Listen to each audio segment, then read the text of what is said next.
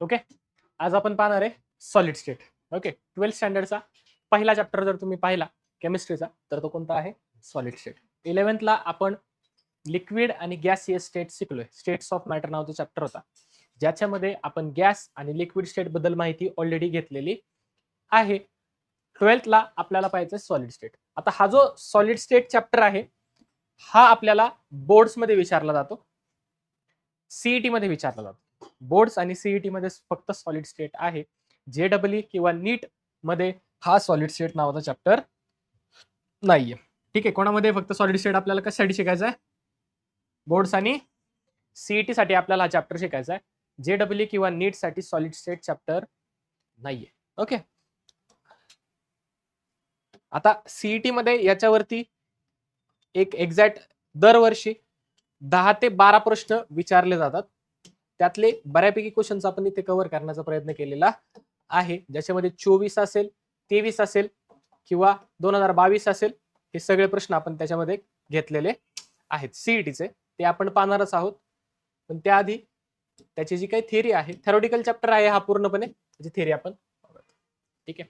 जो मॅटर असतो तुमचा, जो काही तुमचा मॅटर आहे, त्या मॅटरच्या 3 स्टेट्स असतात. किती स्टेट्स असतात? 3 स्टेट. म्हणजे कोणतीही गोष्ट किंवा मॅटर हा 3 प्रकारच्या स्टेट्स मध्ये किंवा 3 फॉर्म मध्ये आपल्याला सापडतो, आढळून येतो. कोणत्या कोणत्या आहेत? तर पहिल्यांदा आहे तुमची सॉलिड स्टेट, दुसरी स्टेट आहे तुमची लिक्विड स्टेट, आणि तिसरी आहे तुमची गॅस स्टेट. कोणती आहे? Gas state. कोणती आहे? Gas state. आता सॉलिड एखादी गोष्ट आहे, त्याचं कन्व्हर्जन तुम्ही लिक्विड मध्ये करू शकता. एखादी गोष्ट लिक्विड आहे, त्याचं कन्व्हर्जन तुम्ही गॅसमध्ये करू शकता. किंवा एखादी गोष्ट गॅस आहे, त्याचं कन्व्हर्जन लिक्विड मध्ये होतं. लिक्विड आहे, सॉलिड मध्ये होतं. म्हणजे ते काय, मॅटरच्या 3 स्टेट्स आहेत, ह्या सगळ्या कशा आहेत? Inter convertible. कशा आहेत? म्हणजे एका स्टेट मधून दुसऱ्या स्टेटमध्ये, दुसऱ्यामधून तिसऱ्यामध्ये हे आपल्याला कन्वर्ट करता येत असतात. ओके, जर आपण सॉलिड टू लिक्विड गेलो, कुठे गेलो? Solid to liquid. काय म्हणतो त्या प्रोसेसला? एखादी गोष्ट सॉलिड होती, त्याचं कन्व्हर्जन आपण लिक्विड मध्ये केलं, मेल्टिंग. काय म्हणतो त्याला आपण? मेल्टिंग. एखादी गोष्ट लिक्विड होती, त्या लिक्विडचं कन्व्हर्जन आपण गॅसमध्ये केलं, इव्हॅपोरेशन. काय म्हणतो त्याला आपण? इव्हॅपोरेशन. एखादी गोष्ट गॅस होती, त्याचं कन्व्हर्जन लिक्विड मध्ये केलं, कंडेन्सेशन. लिक्विड होतं, त्याचं कन्व्हर्जन सॉलिड मध्ये केलं, फ्रीजिंग. काय करतो आपण? त्याचं फ्रीजिंग करतो, किंवा ती गोष्ट फ्रीज झाली असं आपण त्याला म्हणत असतो. तर ह्या 3 स्टेट पैकी 12वीला किंवा आज आपल्याला शिकायची, आजपासून सॉलिड स्टेट. काय शिकायचं आपल्याला? Solid state. तर काय आहे पहा solid state. In solid the constituent particle, मग ते काय असू शकतात तुमचे? ॲटम्स, आयन्स किंवा मॉलिक्युल्स. ओके, जे काय पार्टिकल आहेत, पार्टिकल मध्ये कोण कोण असेल तुमचा? एकतर ॲटम येऊ शकतो किंवा आयन्स येऊ शकतात. आयन्स म्हणजे काय? त्यांच्यावरती काय आहे? पॉझिटिव्ह किंवा निगेटिव्ह चार्ज. बरोबर. जर पॉझिटिव्ह चार्ज असेल तर म्हणतो त्याला आपण कॅटायन, जर निगेटिव्ह चार्ज असेल त्याला म्हणतो आपण अनायन. किंवा काय असेल तुमचा? मॉलिक्यूल असेल. या तिघांपैकी काही असेल तरी त्याला आपण काय म्हणत असतो? Particle. Have a definite arrangement and a fix stationary position. Okay, solid मधले जे काही पार्टिकल असतात, सॉलिड मध्ये जे काही पार्टिकल तुमचे असतात, त्यांना सर्वांना एक स्पेसिफिक काय आहे? अरेंजमेंट आहे. काय स्पेसिफिक अरेंजमेंट आहे, आणि कसे आहेत ते? फिक्स्ड स्टेशनरी, एका जागी बसलेले असतात. बोला, काय डाऊट? इथपर्यंत समजलेलं आहे का? सॉलिड काय आहे तुमचे? डेफिनाइट अरेंजमेंट आहे आणि फिक्स स्टेशनरी पोझिशन त्यांची त्या ठिकाणी आहे. त्यांना आपण काय म्हणतो? Solid. Hence they have definite shape. आता फिक्स आहे त्यांची स्टेशनरी पोझिशन, एका जागेवरती बसून आहे, अरेंजमेंट सुद्धा फायनल आहे, म्हणून त्यांना काय म्हणू शकतो? त्यांना काय आहे? एक डेफिनाइट शेप आहे. त्यांना डेन्सिटी त्यांची फायनल आहे. व्हॉल्यूम आहे काहीतरी, त्यांचा मेल्टिंग पॉईंट आहे स्वतःचा, आणि बॉइलिंग पॉईंट आहे स्वतःचा. कोणाचा? त्या सॉलिडचा. सॉलिडमध्ये काय काय असू शकतात तुमचे? सगळे पार्टिकल असतात. मग कॉन्स्टिट्युएंट पार्टिकल काय काय असू शकतात तुमचे? एकतर ॲटम असतील, आयन्स असतील किंवा मॉलिक्यूल असेल. तिघांपैकी एक काहीतरी तुमचं असणार आहे. सर ॲटम्स आणि आयन्स एकत्र आले असा सॉलिड नाहीये, आपल्या टेक्स्टबुक मध्ये तरी नाहीये. ठीक आहे, एकतर ॲटम्स असेल किंवा आयन असेल किंवा मॉलिक्यूल. या तिघांपैकी एक कोणता तरी पार्टिकल असेल, जो काय असेल? फिक्स अरेंज असेल, आणि त्याची स्टेशनरी पोझिशन असेल, एकाच जागेवरती असेल, तर त्याला आपण काय म्हणणार आहे? सॉलिड म्हणणार. काय म्हणणार त्याला आपण? सॉलिड. सॉलिडला काय असतं? एक definite shape definite density, volume, melting point आणि बॉइलिंग पॉइंट त्यांचा असतो. बोला काय डाऊट? इथपर्यंत समजलेलं आहे का? कळलंय नक्की? आता सॉलिड जे आहेत तुमचा, जो काही सॉलिड आहे तुमचा, तो 2 प्रकारचा असतो. किती प्रकारचा सॉलिड असतो? पहिला आहे तुमचा क्रिस्टलाइन सॉलिड. पहिला कोणता आहे? आणि दुसरा असतो नॉन क्रिस्टलाइन सॉलिड. काय असतो दुसरा? 2 टाईपचे सॉलिड असतात. पहिला असतो क्रिस्टलाइन सॉलिड, दुसरा असतो जे नॉन क्रिस्टलाइन सॉलिड आहेत त्यांनाच आपण अमॉर्फस सॉलिड असंही म्हणतो. 2 प्रकारचे सॉलिड, क्रिस्टलाइन, नॉन क्रिस्टलाइन किंवा क्रिस्टलाइन आणि अमॉर्फस. अमॉर्फस म्हणा, नॉन क्रिस्टलाइन म्हणा चालते, पण मोस्ट ऑफ द टाइम आपल्याला अमॉर्फस हा शब्द पाहायला मिळत असतो. ओके, ठीक आहे. तर 2 प्रकारचे असतात. दोघांमध्ये फरक काय पहा. तर depending upon the presence or absence of orderly arrangement of constituent particle they are classified as. म्हणजे पार्टिकल जे आहेत त्यांची अरेंजमेंट कशी आहे? रेग्युलरली अरेंज, सगळे पार्टिकल जे काही अरेंज आहेत शेजारी शेजारी सगळे सारखे आहेत एक डेफिनाइट पॅटर्न मध्ये. म्हणजे सगळे फॉर एक्झाम्पल आपण म्हणूयात की सेम साईजचे सर्कल असे अरेंज झालेत. आता हे सगळे सेम साईजचे आहेत का? हा, नाहीयेत. पण आता पहा, समजा हा एक मी काढला असा सर्कल, ठीक आहे, आणि ह्याच्या शेजारी मी दुसरा पार्टिकल आणून ठेवला. आहे का डेफिनाइट शेप? ऑर्डरली अरेंजमेंट आहेत का? सगळे सारखे दिसतात आहेत का? समजते? इथे एक ऑर्डर दिसते की हा बाबा काहीतरी एक युनिफॉर्मनेस आहे, आपण त्याला म्हणूयात साम्य आहे सगळ्यांमध्ये. तिथं मात्र तसं दिसतंय का? नाही. हे झाले क्रिस्टलाइन. हे काय झाले तुमचे? अमॉर्फस. हे काय होते तुमचे? क्रिस्टलाइन. हे काय झाले तुमचे? क्रिस्टलाइन. आणि हे काय झाले? अमॉर्फस. बोला काय डाऊट? इथपर्यंत समजलेलं आहे का? क्रिस्टलाइन अमॉर्फस मधला डिफरन्स समजलाय का? बोला काय डाऊट? इथपर्यंत कळलंय का? जाऊ का पुढे? ठीक आहे. ओके, आता पहा मग crystalline solid. The constituent particle are arrange. जे काही पार्टिकल आहेत तुमचे ते कसे अरेंज केलेत? In definite repeating pattern through long range the solid throughout the solid. म्हणजे अख्ख्या सॉलिड मध्ये जेवढा काही मोठा तुमचा सॉलिड असेल हे पार्टिकल सगळे काय असतात? फिक्स्ड पोझिशनने अरेंज असतात. कसे असतात अरेंज? ते फिक्स पोझिशन. फॉर एक्झाम्पल पहा, समजा हा एक तुमचा सॉलिड आहे. हा काय आहे? समजा तुमचा एक मोठा सॉलिड आहे आणि याच्यामध्ये फॉर एक्झाम्पल मी म्हणतो पार्टिकल काय, याच्यामध्ये समजा पार्टिकल आहेत. असा इथे एक पार्टिकल आहे, एकच असा इथे एक पार्टिकल आहे, ठीक आहे, आणि सेम साईजचे पार्टिकल तुमचे सगळीकडे अरेंज आहेत असे ह्याच्या आतमध्ये येते. ठीक आहे, 3D एक इमॅजिन करा फक्त, या बॉक्सच्या आतमध्ये ठेवलेत फॉर एक्झाम्पल असे.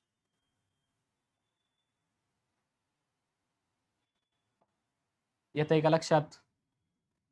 काय दाखवायचंय? समजतंय का? नक्की का? असे सगळे या बॉक्समध्ये काय झाले समजा अरेंज झालेले आहेत. अशी जर फिक्स्ड अरेंजमेंट त्यांची असेल तर त्याला आपण म्हणतो क्रिस्टलाइन सॉलिड. काय म्हणतो त्याला आपण? परंतु हीच अरेंजमेंट जर व्यवस्थित नसेल, कशी असेल? इकडे पहा आता.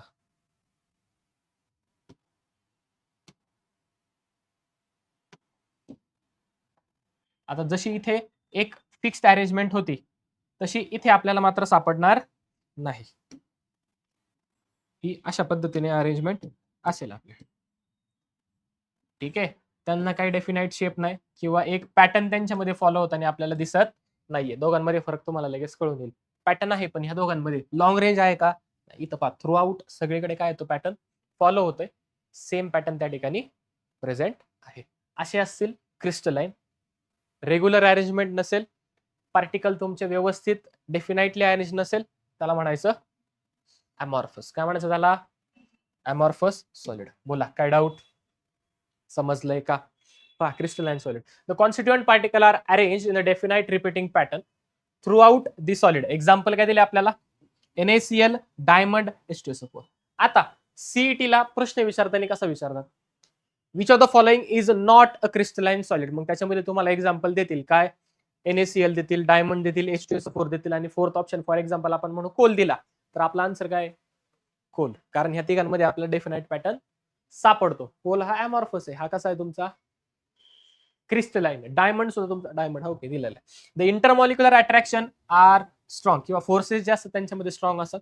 पार्टिकल हेल्ड एकमेकांमध्ये एकदम डेफिनेटली होत असतात. They have sharp melting point सगळे सारखे असल्यामुळे मेल्टिंग पॉईंट कसा आहे शार्प आहे. फॉर एक्झाम्पल एखाद्याचा समजा 100 आहे तर तो 100च आहे. तो 99 किंवा 101 ला मेल्ट होईल असं होत नाही. क्रिस्टलाइन सॉलिडचा फिक्स मेल्टिंग पॉईंट तो फिक्सच असतो शार्प असतो. बोला काय डाऊट समजलंय का इथपर्यंत काय डाऊट. अमॉर्फस सॉलिड पहा the solid that appears to be solid ते दिसताना काय दिसतात आपल्याला solid but do not have perfectly order structure is called as amorphous solid. एक परफेक्ट स्ट्रक्चर त्यांच्यामध्ये नसतं त्यांना काय म्हणतो आपण अमॉर्फस सॉलिड. जर फिक्स स्ट्रक्चर असेल काय म्हणायचं क्रिस्टलाइन सॉलिड. परंतु जर फिक्स स्ट्रक्चर नसेल फिक्स्ड अरेंजमेंट नसेल मग मात्र काय म्हणणार तुम्ही त्याला amorphous solid. They do not have regular arrangement of constituent particle regularly arrange नसतात. इथं आपण पाहिले कुठे इथं पहा रेग्युलर अरेंजमेंट आहे का त्यांच्यामध्ये नाही. एक छोटा एक मोठा कसंही ते अरेंज झालेले आहेत. बोला काय doubt. They do not have sharp melting point त्यांचा शार्प मेल्टिंग पॉईंट नसतो. जे क्रिस्टलाइनच्या प्रॉपर्टीज आहेत त्या काय करायच्या फक्त उलट्या करायच्या. कोणाच्या मिळणार आपल्याला अमॉर्फसच्या. They are called super cooled liquid काय असतं सांगतो पहा. दे आर आयसोट्रॉपिक. एक्झाम्पल काय त्या ठिकाणी आपलं ग्लास टार. ग्लास म्हणजे काय काच. सर काच तर क्रिस्टलाइन वाटते पण ती क्रिस्टलाइन सॉलिड नाही. Glass is a super cooled liquid. Glass काय असते म्हणजे काय तुम्ही कधी गाडीचा मिरर पाहिलाय का 4 व्हीलर किंवा 2 व्हीलरचा असा मिरर असतो. त्या मिररला तुम्ही जर पाहिलं तर खालची जी सरफेस असते ना ती अशी थिक असते थोडीशी असते का. ती जी काही काच आहे ती एक प्रकारची लिक्विड आहे काय ती परंतु त्याला कूल केलंय सुपर कूल केल्यामुळे ती काय झाली लिक्विडचं कन्व्हर्जन कशामध्ये झालेलं आहे सॉलिड मध्ये झाले. कशामध्ये झाले आणि आपली प्रॉपर्टी आहे जे लिक्विड असतं ते लिक्विड काय करतं फ्लो होत असतं. लिक्विड काय होतं त्या ठिकाणी सांडलं जाऊ लिक्विड काय होतं असं फ्लो होत असतं. मग जर ग्लास लिक्विड आहे तर ग्लास पण काय होणार तुमची फ्लो होणार आहे. म्हणून ज्यावेळेस तुम्ही गाडीची काच वगैरे पाहता तुम्ही खालची सरफेस थिक का होते कारण वरची जी काही काच आहे ती सगळी अशी खाली आलेली असते ती खाली इथे येऊन साठते तो थिक होतो तो सरफेस. समजलंय का कळलंय का. तुम्ही काल गाडी घेतली ना आज ती शार्प झाली असं होत थिक झाली असं होत नाही. हळूहळू ती काच काय होत असते अशी खाली येत असते. समजलंय बोला काय डाऊट इथपर्यंत कळलंय का. ग्लास काय एक प्रकारचं सुपर कूल्ड लिक्विड आहे. दिसताना वाटते सॉलिड आहे मात्र ती खोटी खोटी सॉलिड आहे. It is super cooled liquid असं म्हणू शकता किंवा अमॉर्फस सॉलिड. दुसरं टार. टार म्हणजे काय रे डांबर रस्ता बनवायला वापरतात. वाटतं सॉलिड पण हीट करा बरं लिक्विड मध्ये कन्वर्ट होईल. मेटॅलिक ग्लास सांगितलं आताच. इथे एक पॉइंट आहे दे आर आयसोट्रॉपिक. आयसोट्रॉपिक असतं पहा अनआयसोट्रॉपी पहिल्यांदा पाहूयात. अनआयसोट्रॉपीच्या विरुद्ध आयसोट्रॉपिक. जे तुमचे क्रिस्टलाइन सॉलिड असतात ते अनआयसोट्रॉपिक असतात. क्रिस्टलाइन सॉलिड कसे असतात अनआयसोट्रॉपिक. इथं दिलंय का त्यांनी काय ऍड करायला लागेल दिलं असेल नाही दिलेलं ठीक. पुढच्या पेजवर घेऊ.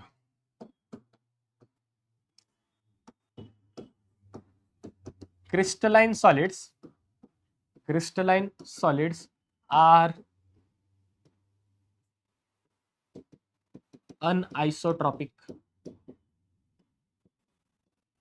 कसे असतात हे अनआयसोट्रॉपिक किंवा आयसोट्रॉपिक प्रॉपर्टीचं नाव काय असतं पहा. The ability of crystalline solid to change the value of physical property like refractive index thermal conductance and electric conductance etcetera when measured in different direction. म्हणजे काय पहा हा माझा क्रिस्टलाइन सॉलिड आहे ठीक आहे. मी काय केलं याची फॉर एक्झाम्पल मी थर्मल कंडक्टिव्हिटी मोजतोय. काय मोजतोय व्हॉट इज थर्मल कंडक्टिव्हिटी. काय असतं थर्मल कंडक्टिव्हिटी म्हणजे काय एखाद्या सॉलिडची थर्मल कंडक्टिव्हिटी म्हणजे काय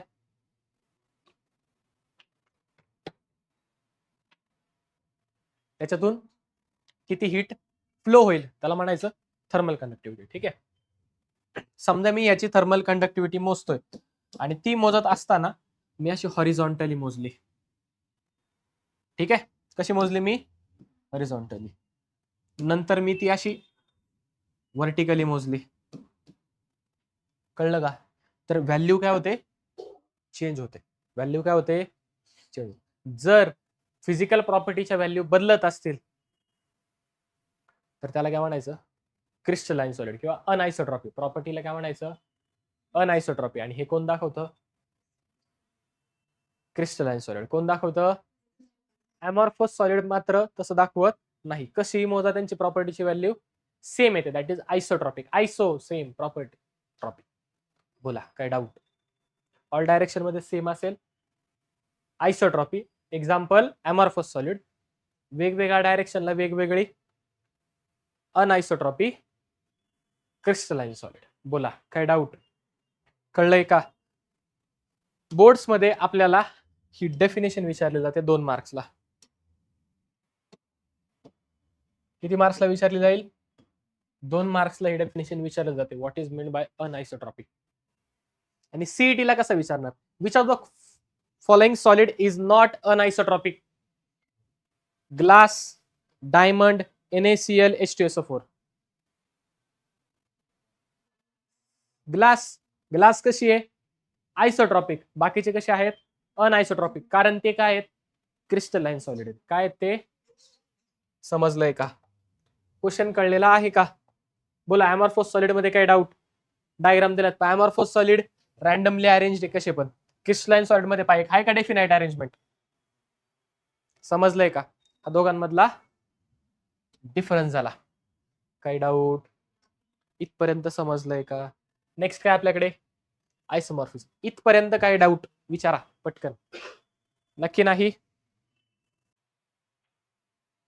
ओके, नेक्स्ट काय आपल्याकडे? आयसोमॉर्फिझम. 2 कन्सेप्ट आहे. पहिली आहे आयसोमॉर्फिझम, दुसरी आहे पॉलिमॉर्फिझम. दोघांच्या डेफिनेशन एकमेकांशी थोड्याशा रिलेटेड आहेत. कशा पहा. When 2 or more crystalline substances, 2 किंवा 2 पेक्षा जास्त क्रिस्टलाइन सबस्टन्स.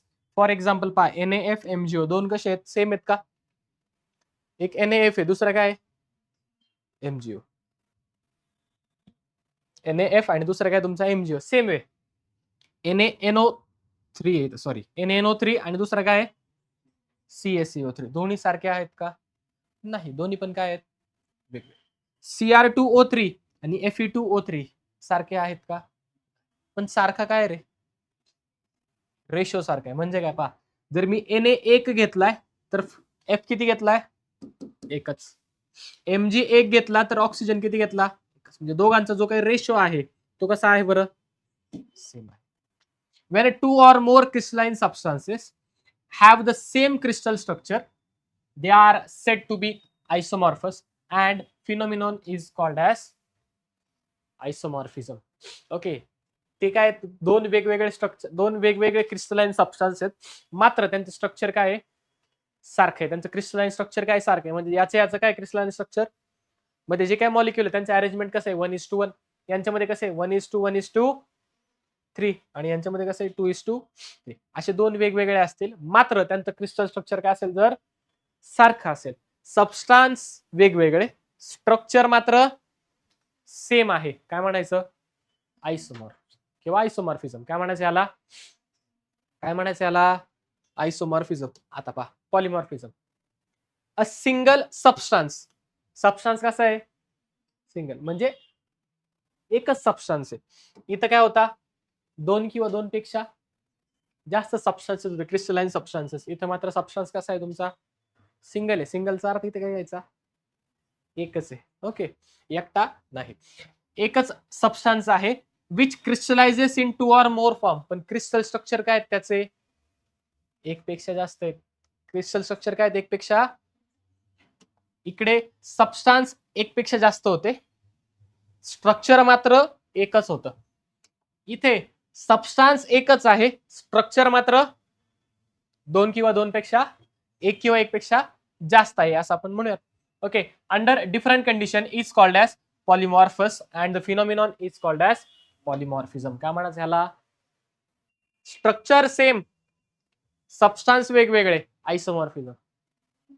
सबस्टान्स एक, स्ट्रक्चर वेगवेगळे, पॉलिमॉर्फिझम. काय म्हणायचं त्याला? Polymorphism. For example calcite and aragonite are two forms of calcium carbonate, CaCO3. म्हणजे CaCO3 तुम्हाला आर्गोनाइटच्या फॉर्म मध्ये पण सापडतो आणि कॅल्साइटच्या फॉर्म मध्ये पण सापडतो. हे मिनरल्स आहेत वेगवेगळे जे आपल्याला जमिनीच्या आतमध्ये सापडत असतात. ओके, आलं का लक्षात? समजलंय का? एकच substance, 2 or more structure, polymorphism. 2 किंवा 2 पेक्षा जास्त सबस्टन्स, मात्र सिंगल स्ट्रक्चर, काय म्हणायचं? आयसोमॉर्फिझम. काय म्हणणार? बोला, इथपर्यंत काय डाऊट? इथपर्यंत समजलेलं आहे का? सॉलिड, सॉलिडचे 2 type, crystalline solid, amorphous solid, त्यांच्या प्रॉपर्टीज पाहिल्या.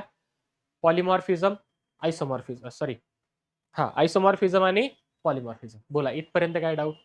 आता जे सगळ्यात पहिल्यांदा आपण शिकलो काय, क्रिस्टलाइन सबस्टन्सेस किंवा क्रिस्टलाइन सॉलिड. हे जे क्रिस्टलाइन सॉलिड्स आहेत त्याचे पुन्हा सब टाइप्स पडतात. त्यांचे परत काय पडत असतात? सब टाइप्स. किती सब टाइप्स पडतात टोटल? 4 वेगवेगळ्या टाइपचे क्रिस्टलाइन सॉलिड्स आपल्याकडे आहे. पहिला कोणता आहे? आयोनिक क्रिस्टल किंवा आयोनिक सॉलिड म्हणूया त्याला आपण. दुसरा कोणता आहे? कोव्हॅलंट नेटवर्क सॉलिड और क्रिस्टल्स, क्रिस्टल म्हणा किंवा सॉलिड म्हणा चालते. मॉलिक्युलर सॉलिड और क्रिस्टल्स किंवा मॉलिक्युलर सॉलिड्स म्हणूयात आपण, और क्रिस्टल करून टाका, जाऊ दे सर, नको कन्फ्युजन. पहिला कोणता आहे? Ionic solid. दुसरा कोणता आहे तुमचा? Covalent solid. तिसरा कोणता आहे तुमचा? Molecular solid. आणि चौथा कोणता आहे तुमचा? Metallic solid. कोणता आहे? आता त्यांच्या नावातच आहे. आपण पाहिलं होतं ज्या वेळेला सॉलिड बनत असतात, काय बनत असतात ज्या वेळेला, तर कॉन्स्टिट्युएंट पार्टिकल काय असतील? ऍटम्स, आयन्स किंवा मॉलिक्यूल. काय असू शकतात? ऍटम्स, आयन्स किंवा. जर आयोनिक सॉलिड आहे तर कॉन्स्टिट्युएंट पार्टिकल काय असणार? आयन्स असतील. जर कोव्हॅलंट नेटवर्क सॉलिड आहे तर कॉन्स्टिट्युएंट पार्टिकल काय असतील? ऍटम्स असेल किंवा कोव्हॅलंट मॉलिक्यूल असेल. मॉलिक्युलर सॉलिड मध्ये काय असतील? मॉलिक्यूल. आणि मेटॅलिक सॉलिड मध्ये काय असतील? मेटल्स. काय असतील? मेटल. समजलं का? किती टाइपचे क्रिस्टलाइन सॉलिडचे? 4 टाइप्स आहेत. बरोबर. पहिला कोणता? Ionic solid. दुसरा कोणता? कोव्हॅलंट. तिसरा मॉलिक्युलर. आणि चौथा मेटॅलिक. ओके, आत्ताच पाहिलं आपण. किती टाइप्स आहेत टोटल? 4. बोला, पहिला कोणता? आयोनिक. दुसरा कोणता? कोव्हॅलंट. कोव्हॅलंट नेटवर्क सॉलिड म्हणतो त्याला आपण, कोव्हॅलंट सॉलिड म्हणा चालेल. तिसरा कोणता आहे? Molecular solid. आणि चौथा कोणता आहे? हा पेन तुम्हाला दिसतोय का? नाही दिसत आहे? किती कधी सांगणार तुम्ही मला? अर्ध झालं दाखवलं मागायची तुम्हाला. असं काय करतं? पहिला कोणता आहे? Ionic solid. पहिला कोणता आहे? The constituent particle are charged ion. काय असतात सगळे? चार्ज आयन मध्ये काय काय असतील? कॅटायन्स असतील आणि अनायन्स असतील. काय असणार? कॅटायन वरती चार्ज पॉझिटिव्ह, अनायन वरती चार्ज काय अडचण? पॉझिटिव्ह निगेटिव्ह चार्ज कसा आला कळलंय का? कॅटायन्स वरती चार्ज कोणता असतो? पॉझिटिव्ह. आणि अनायन्स वरती कोणता असतो? Negative. Arrange in a definite manner through out in the solid. आता त्यांची अरेंजमेंट डेफिनाइट का बरं आहे? इनडेफिनाइट का नाही? कारण तो कोणता टाइप आहे? Crystalline solid. क्रिस्टलाइन सॉलिडची पहिली प्रॉपर्टी काय? त्यांची अरेंजमेंट कशी असते? डेफिनाइट असते. कशी असते arrangement? Definite. The constituent ions are held together by strong electrostatic force of attraction. Positive आणि निगेटिव्ह चार्ज एकमेकांकडे काय असतात? इलेक्ट्रोस्टॅटिक फोर्स ऑफ अट्रॅक्शन ने जोडले गेलेले असतात. Hence these solids are hard and brittle with high melting point. Melting point कसा आहे त्यांचा? हाय आहे. मेल्टिंग पॉइंट कसा आहे? आता हार्ड म्हणजे काय?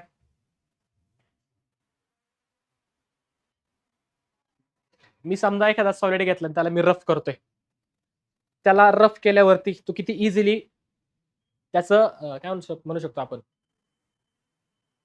डिकम्पोजिशन होते किंवा किती इझिली तो त्याचं वेदरिंग होतंय. वेदरिंग जड शब्द झाला. हा सॉलिड आहे फॉर एक्झाम्पल, त्याला मी एखाद्या दगडावरती घासलं, किती इझिली ते सगळं बाजूला पडते. किंवा जे काही मी त्याला त्याच्यावरती ऍक्शन करतो त्याला तो रेजिस्ट किती प्रकारे चांगल्या प्रकारे करतो. त्याला म्हणतो आपण त्याचा हार्डनेस. अलग लक्षात. ठीक आहे. ब्रिटल माहिती आहे तुम्हाला. Okay. With high melting point. Melting point कसा आहे त्यांचा? हाय आहे, म्हणजे जास्त आहे. कोणाचा? Ionic solid. कोणाचा? आता मेल्टिंग पॉईंट हाय का आहे? पॉझिटिव्ह निगेटिव्ह चार्ज एकदम स्ट्रॉंगली हेल्ड आहेत. त्यांच्यामधला बॉन्ड कसा आहे? स्ट्रॉंग आहे. जर स्ट्रॉंग बॉन्ड असेल तर तो तोडता येत नाही. बरोबर. मुलांची मैत्री तशी असते. स्ट्रॉंग बॉन्ड असतो, कुणी काही म्हणलं तरी तुटत नाही. ठीक आहे. तशा प्रकारे आयोनिक सॉलिड कसा असतो? स्ट्रॉंग बॉन्ड असतो त्यांचा. कसा असतो बॉन्ड? स्ट्रॉंग असतो, इझिली तुटत नाही. बॉन्ड तुटत नाही, त्याच्यामुळे मेल्टिंग पॉईंट हाय. का? जर तोडायचं असेल तर एनर्जी जास्त लावावी लागेल. समजतंय का? काय डाऊट? काय डाऊट?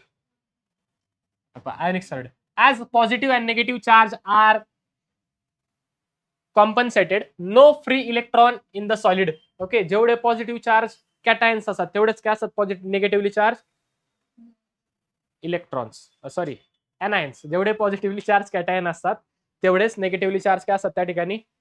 एनायन्स असतात. त्याच्यामुळे कोणत्याही प्रकारचा त्या ठिकाणी चार्ज किंवा इलेक्ट्रॉन फ्री नसतो. Okay. Hence non conductors of electricity. यांच्यामधून इलेक्ट्रिसिटी कंडक्ट होत नाही. मिठामधून इलेक्ट्रिसिटी कंडक्ट होत नाही. परंतु त्यालाच तुम्ही कशामध्ये टाका?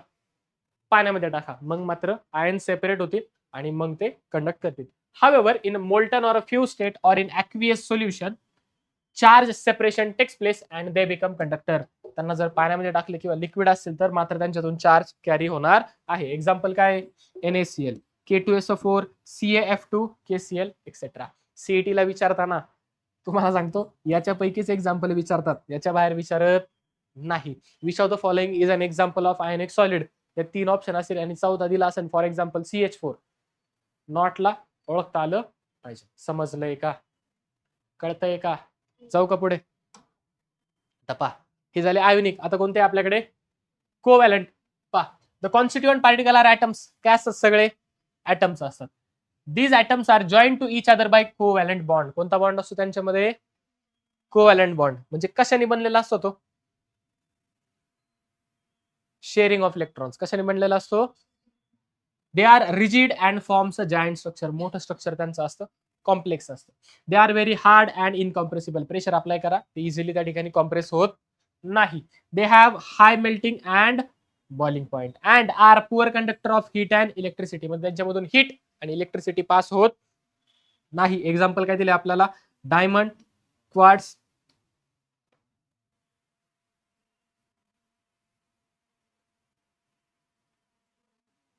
कार्बोरॅन्डम. चेक करा बरं हे आहे का? मला डाऊट थोडासा. आणि नंतर काय तुमचा? Boron, nitrile. हे सगळे काय तुमचे? कोव्हॅलंट तेच आहे. ओके. कार्बोरॅन्डम आणि बोरॉन, नायट्राइल. मला वाटलं स्पेलिंग काय. ठीक आहे. एक्सेट्रा. हे सगळे काय झाले? सगळे तुम कोव्हॅलंट नेटवर्क सॉलिड. काय झाले हे? समजलंय का? अहो समजलंय का? जाऊ का पुढे? किती टाईप पाहिले? पहिला कोणता? आयोनिक. दुसरा कोणता? कोव्हॅलंट. तिसरा कोणता आहे? Substance such as Cl2, CH4, H2, CO2, O2 on solidification gives molecular solid. हे सगळे सॉलिड मध्ये कन्वर्ट झाले की काय मिळतं त्यांच्यापासून? Molecular solid.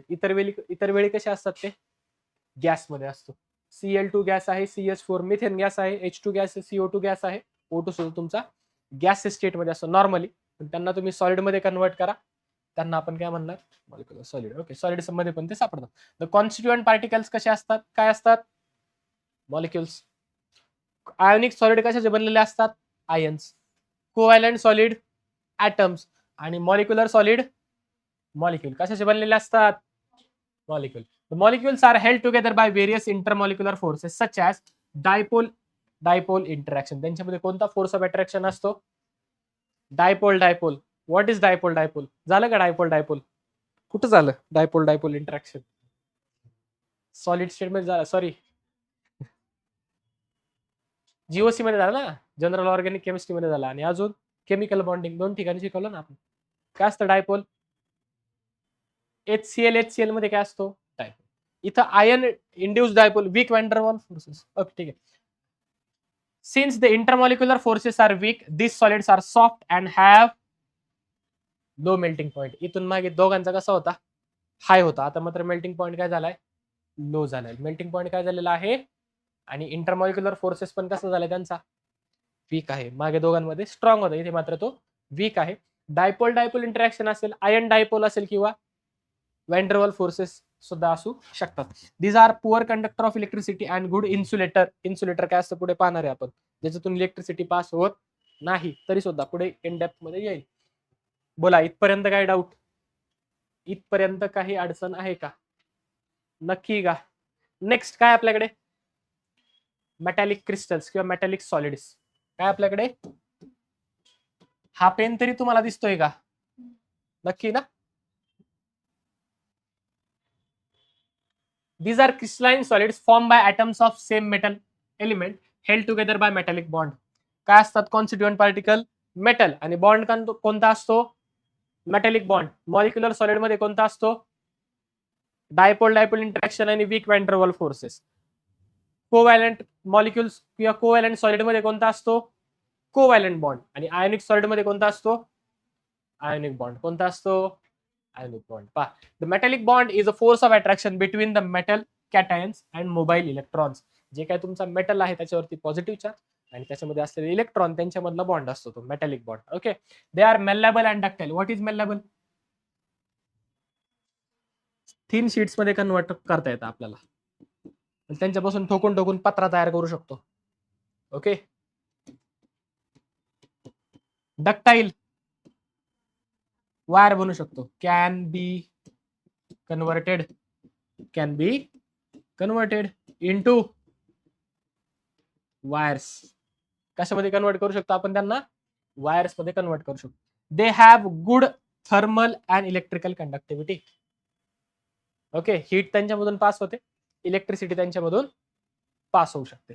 They have high melting point and boiling point. Melting point boiling point कसा असतो त्यांचा? हाय असतो, जास्त असतो. बोला काय डाऊट? इथपर्यंत समजलेलं आहे का? नक्की का? जाऊ का पुढे? बोला इथपर्यंत काय डाऊट? काय आहे का जे पुन्हा सांगायचंय?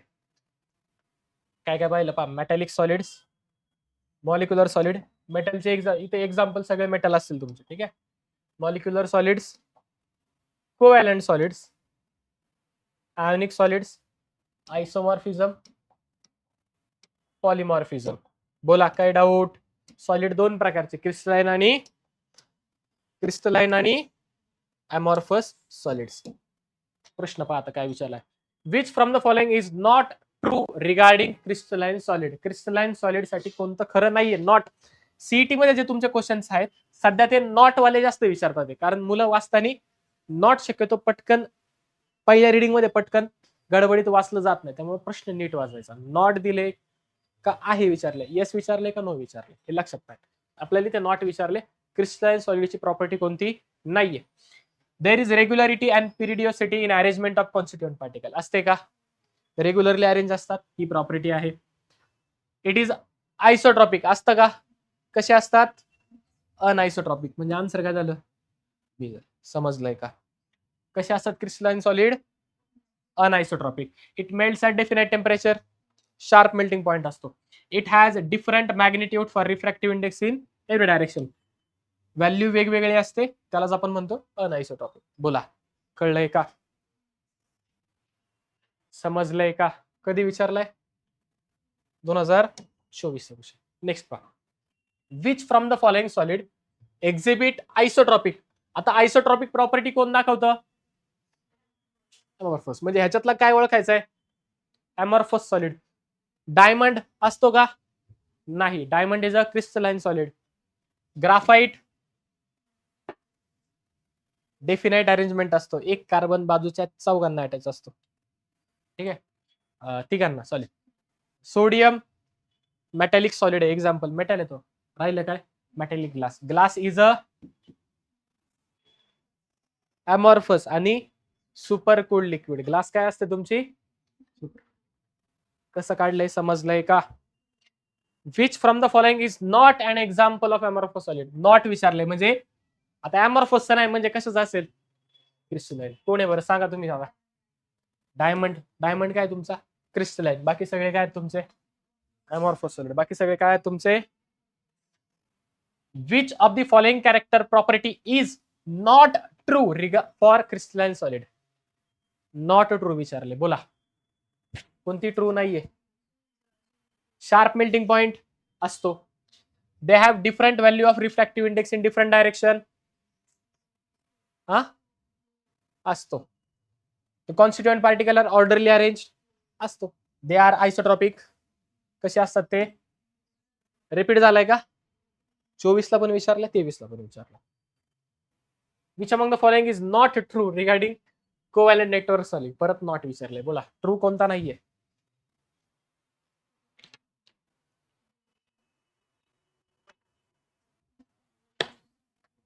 बोला ट्रू कोणता नाहीये.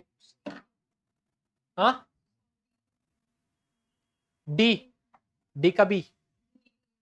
D. D for donkey. atoms covalent high melting point, ठीक है, linked by covalent. बोला last question. Which of the following sub statement is not true. परत नॉट ट्रू म्हणजे फॉल्स विचारला. About polymorphism. पॉलिमॉर्फिझम म्हणजे काय? Same substance different crystalline structure. बरोबर. NaF MgO are example of polymorphous compound. असतात का? कशाचे एक्झाम्पल आहेत हे? हा पण एक आहे, फ्लोरीन पण एक आहे, Mg पण एक आहे, O पण एक आहे. आयसोमॉर्फिझमचा एक्झाम्पल आहे. बरोबर. नॉट ट्रू कळलंय. Fullerene is a polymorphic form of carbon. असतो. कार्बनचे 3 वेगवेगळे क्रिस्टलाइन फॉर्म्स आहेत. किती प्रकार आहेत? कोणते कोणते? डायमंड, ग्राफाइट, बरोबर का, आणि फ्लोरन्स. यालाच काय म्हणतो आपण? काय म्हणतो ह्यालाच आपण? C60. ठीक आहे. 60 कार्बन म्हणजे जनरल फॉर्म्युला C60. बाकी व्हॅरी होतात अजून. Polymorphism occurs in element is called allotropic. बरोबर आहे. Single substance that exist in 2 or more form is said to be polymorphous. Obviously. बोला काय डाऊट? इथपर्यंत समजलेला आहे का? नक्की कळाले? 100%. ठीक, चालतंय. आजच्या लेक्चरसाठी एवढंच. बाकीचं आपण उद्या बघूया. थँक्यू.